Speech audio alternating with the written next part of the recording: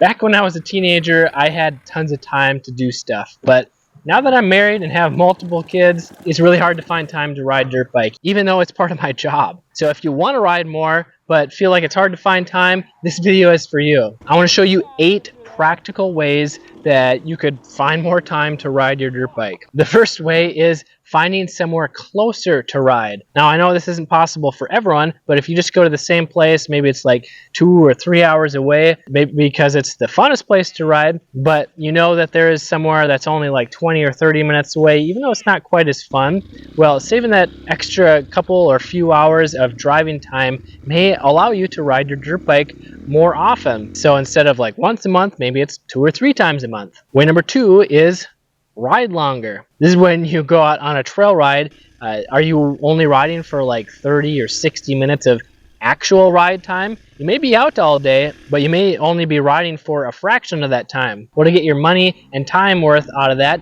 just ride longer, do more trails, and if you're getting exhausted, maybe try slowing down, not being so aggressive, or form some positive riding habits by discovering all of the proper techniques, the ones that I cover in my virtual dirt biker school. Because when you're able to be more efficient with your technique and body position, you'll be able to ride faster and longer while using less energy. Way number 3 is practice in your backyard. Even if you have a small backyard, it doesn't take much room to just ride around in first or second gear, practicing some balancing skills or drills, just trying to keep up that muscle memory so that you don't forget it and have to relearn it every time you go out. This may require you to get quieter exhaust, or maybe a quieter bike, or maybe even an electric bike. I know some of you are going to hate on that, but having a bike that's legal and not going to get complaints might allow you to ride in your backyard. For us, we got this long dirt driveway that's a few hundred feet long. I like to pull out the CRF 110 and take the garbage and recycling out to the end of the driveway. And then once I'm on the bike, well, I might as well keep riding for a few minutes longer around the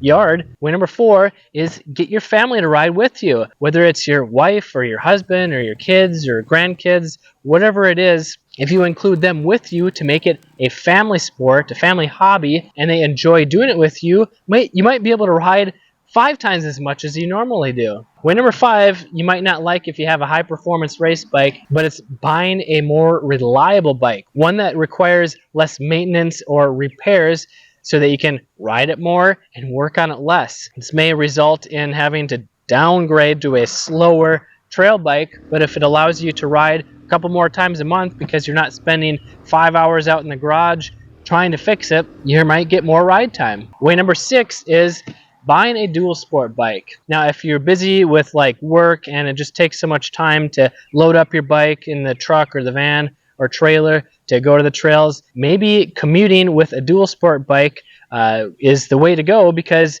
it's already street legal and it has some dual sport tires with some knobs where you can ride it out in the dirt, although not quite as well as full knobbies on a trail bike, but you can still get out, go ride once or twice a week, maybe on your way back from work. I'm not a huge fan of dual sports because they're good at a lot of things, but not great at any one thing. But if it's a way to get you to ride more, hey, it's better than not riding at all. And if you want a list of the best dual sport bikes based on your specific needs, you should check out this video here. Way number 7 is find some new friends to ride with. Whether your old friends can't ride with you anymore because they're too busy, or you're new to riding and don't know anyone, if you have someone to ride with, you may be able to ride share or find a place to ride, maybe some private property that someone is gracious enough to let you ride with.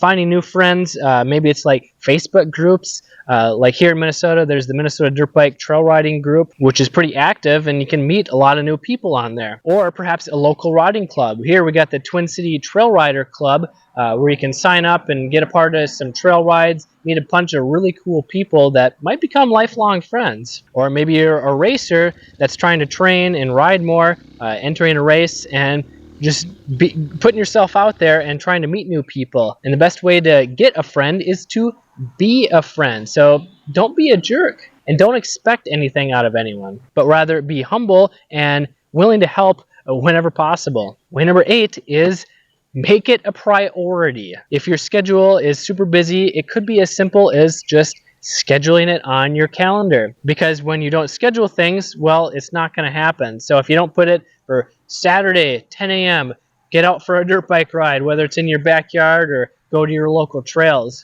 Because life is Harley, because these days it seems like life is always going to be busy, especially if you let it. Even if it's just like daily chores like laundry and dishes and all that might pile up. But if you just relax and let your daily chores that aren't going to kill anyone, just put them aside for a day or half a day to go relieve some stress and have some fun trail riding. Then when you get back home, you'll be refreshed and have more energy to do those chores, and they won't be such a drag. Just think, when do you consistently spend time doing non-productive things, whether it be sitting on your phone, scrolling through social media, or watching YouTube videos that aren't really productive for your life? When do you do those, and how often do you do those? Could you replace those times with pulling your dirt bike out and going for a quick ride, or just practicing some simple drills to build up that muscle memory? Let me know in the comments below, which one are you going to try next, or what's one way that you have found have more time to ride your dirt bike? Let us know in the comments below to help others out if they're struggling to find time to ride and they don't want to sell their bike because they want to keep riding. I'm Kelly Fagan from MX Hideout. Ride safe, have fun.